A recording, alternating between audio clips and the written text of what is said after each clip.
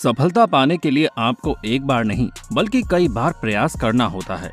एक बार असफल होने पर अगर आप प्रयास करना छोड़ देंगे तो आपको सफलता कभी नहीं मिलेगी।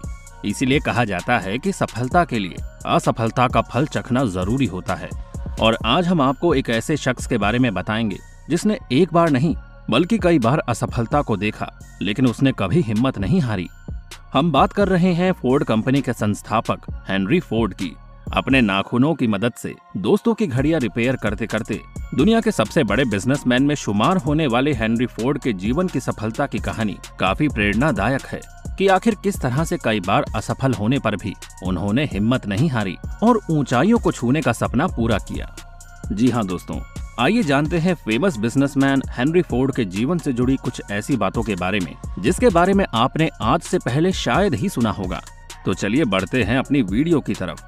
लेकिन दोस्तों, वीडियो शुरू करने से पहले वीडियो को लाइक और चैनल को सब्सक्राइब करना बिल्कुल ना भूलिएगा। हेनरी फोर्ड का जन्म 30 जुलाई 1863 को मिशिगन के ग्रीनफील्ड फार्म में हुआ था।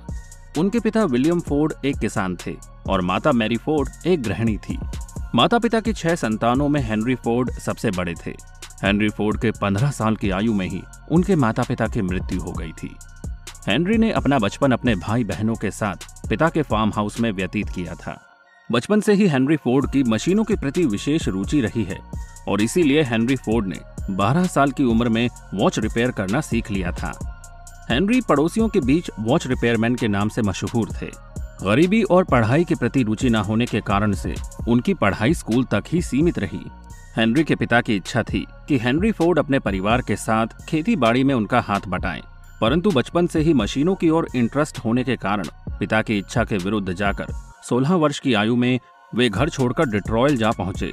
दरअसल डिट्रॉयल नाम का एक शहर था जो कि स्टीम इंजन के चलते उस वक्त एक इंडस्ट्रियल शहर में बदल रहा था। वो शहर हेनरी फोर्ड के गांव से 8 किलोमीटर दूर था और हेनरी फोर्ड की जिंदगी बदलने में इस शहर का बहुत ही अहम योगदान रहा है। शुरुआत में तो डिट्रॉइट में Henry James F flower and brothers company में अप्रेंटिस बन गए। कुछ महीनों तक वे डेट्रॉइट ड्राई डॉक कंपनी में अप्रेंटिस का कार्य करते रहे। उन्हें वेतन के तौर पर $2.5 हर हफ्ते मिलते थे, लेकिन उन्होंने सीखने के लालच के कार्य के प्रति उनकी लगन में कभी कमी नहीं आने दी।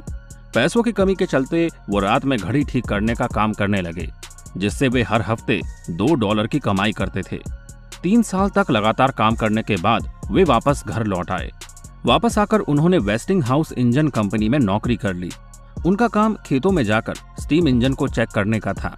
उस समय स्टीम इंजन को जानने के लिए उनके अंदर एक जुनून जगा हुआ था। और अगर हम बात करें हेनरी फोर्ड के निजी जीवन के बारे में, तो हेनरी ने क्लारा जैन ब्राइट से 11 अप्रैल 1888 को विवाह कर लिया था। हेनरी फोर्ड की पत्नी उनको बहुत सपोर्ट करती थी। 1993 में उनका एक बेटा हुआ जिसका नाम एड्सल फोर्ड है।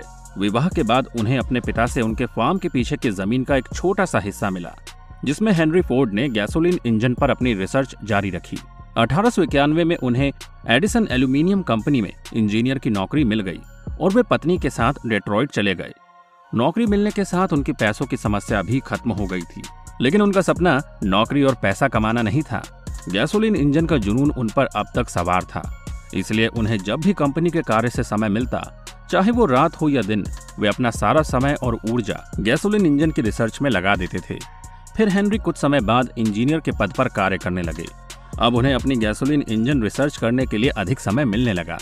1993 में हेनरी ने अपना पहला आविष्कार किया, जिसमें 4 हॉर्स पावर और 20 एमपीएच की कार का निर्माण करने में वे सफल हुए, जिसे उन्होंने फोर्ड क्वाड्री साइकिल का नाम दिया था और इसे डेट्रॉइट की सड़कों पर प्रदर्शित किया था।